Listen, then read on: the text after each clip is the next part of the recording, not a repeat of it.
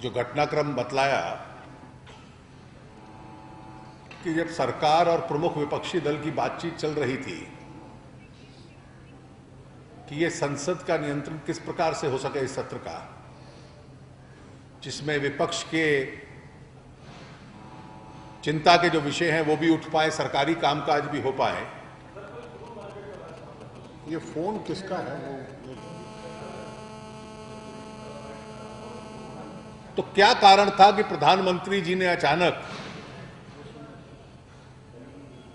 इस बातचीत के माहौल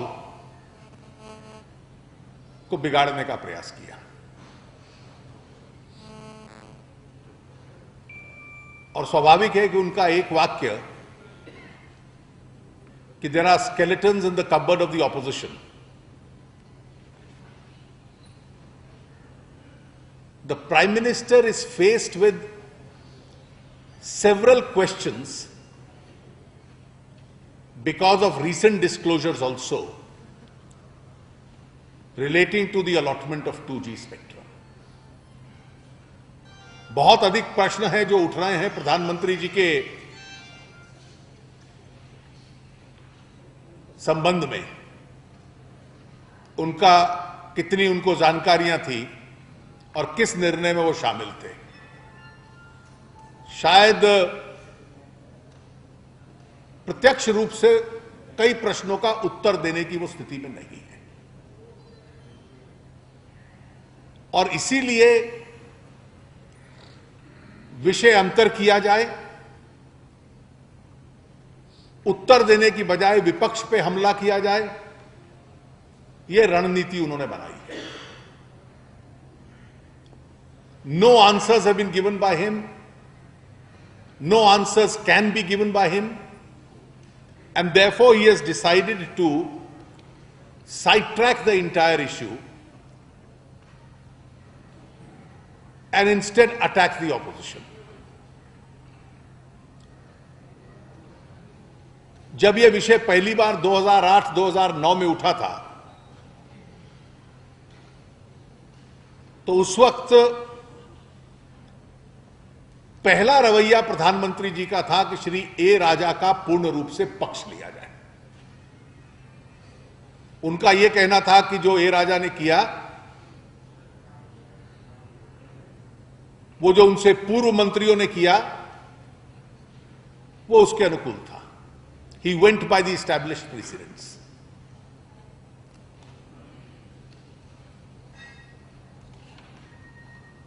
ही जस्टिफाइड ए राजा। अब आज के माहौल में उसका जस्टिफिकेशन करना तो सरल नहीं था। सीबीआई कह रही है कि उन्होंने अपराध किया। इसलिए पिछले सत्र में 24 फरवरी को जब motion of thanks president's address पे बहस थी, तो उन्होंने राज्यसभा में यह कहा कि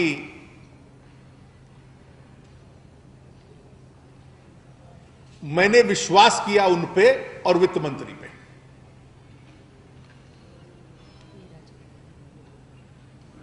टेलीकॉम मिनिस्टर पे और वित्त मंत्री पे। जब दोनों ने मेरे पास आकर यह कह दिया कि ये जो एंट्री फी है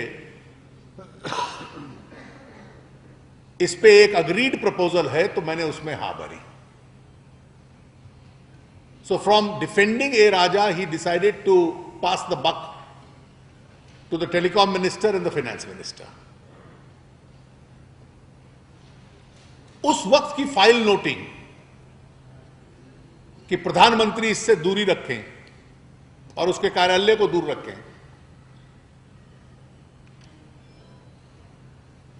maintains an arm's length distance, ये बहुत स्पष्ट अंग्रेजी की शब्दावली है।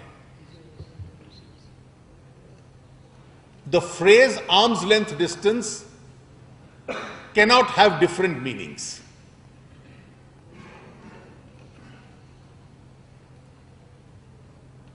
खुद को बचाने के लिए दूरी रखें, इसमें से अभिप्राय स्पष्ट यह निकलता था। लेकिन कल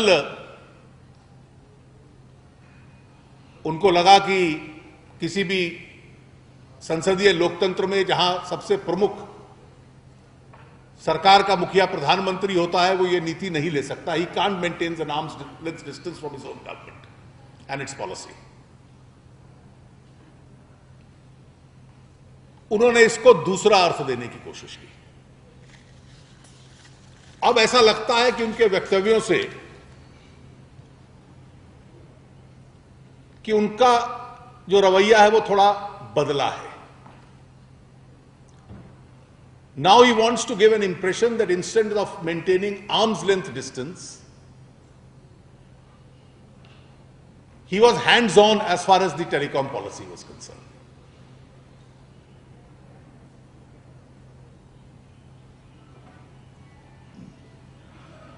इसमें 3 तथ्य प्रमुख हैं.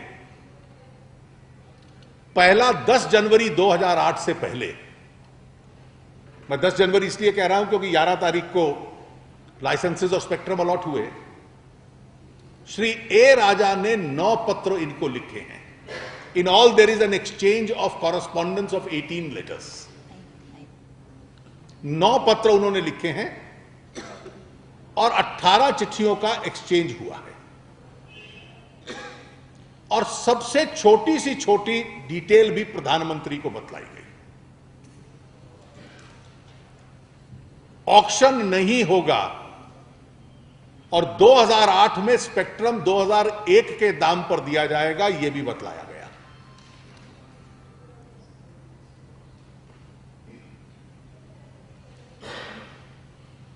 एप्लीकेशंस की जो डेट है, जो 1 अक्टूबर 2007 थी, उसको एडवांस कर दिया गया है और अब 25 सितंबर तक की एप्लीकेशन कंसिडर होगी, यह भी बतलाया गया था. और जो first come first serve policy का आधार था कि जो पहले अपनी दरखास्त देखा उसको कंसिडर किया जाएगा, इसका मैंने अर्थ बदल दिया है. और इसका नया अर्थ है, जो पहले पैसा जमा करवाएगा उसको कंसिडर किया जाएगा. ये जो 3 चार्ज हैं ए राजा पे, all the 3 factors have been informed by A. Raja to the Prime Minister on those letters.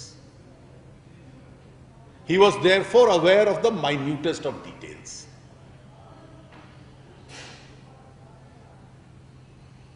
संसद में उन्होंने कहा, यह दूसरा तथ्य है कि 11 जनवरी 2008 को सब अलॉटमेंट हो चुका था.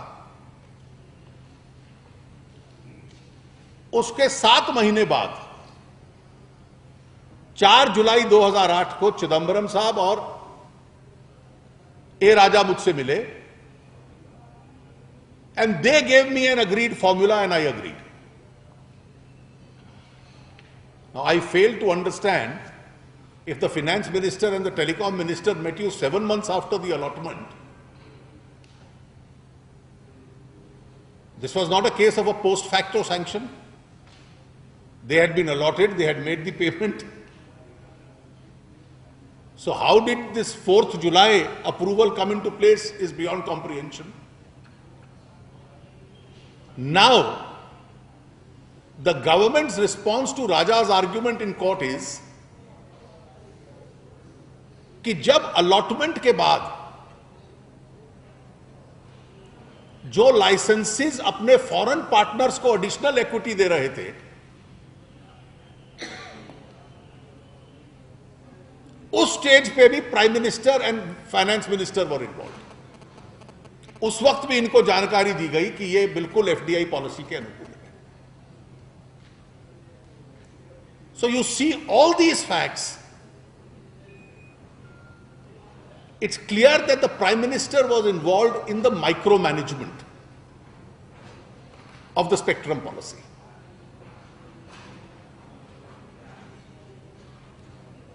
जो फाइनेंस सेक्रेटरी और फाइनेंस मिनिस्ट्री का स्टैंड था 10 जनवरी से पहले कि इसकी नीलामी करो, ऑक्शन करो, वो भी उनकी जानकारी में था. और जब 15 जनवरी को फाइनेंस मिनिस्टर ने यह स्टैंड ले लिया कि आगे के लिए भविष्य में ऑक्शन करो, पुरानी बात जो हो चुकी वो हो चुकी. So the obvious thing that would have struck any prime minister who is hands on Mr. Finance Minister, why have you changed your stand? And your change of your stand is going to cost a lot of money to the public exchequer. इस संदर्भ में जो कल एक change stand PMO ने लिया है, उसमें से कुछ विषय उठते हैं जो हमने इस बयान में लिखे हैं। यह हैंड्स ऑन था। पहला कि प्राइम मिनिस्टर्स ऑफिस कहे कि मैं जीओएम बनाना चाहता हूं 2G के लिए और एंट्री प्राइस के लिए, और दयानिधि मारन कहे नहीं, जो हमारा समझौता है उसके तहत ये मेरा विषय है, जीओएम का विषय नहीं है। This is what happened. Was this the method of running a government and dealing with a public asset? जब राजा साहब के टाइम पे लॉ मिनिस्ट्री ने कहा कि जो एंट्री फीस है वो जीओएम तय करे, he allowed Raja to overrule the law ministry rather than decide the issue himself.